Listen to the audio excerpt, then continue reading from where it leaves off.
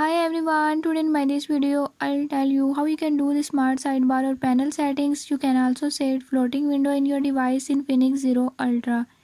In this device in Infinix Zero Ultra, if you don't know about these features, I'll tell you the few tips and tricks that you can use to enable it. Before we start, if you are new to my channel, don't forget to subscribe and press bell icon.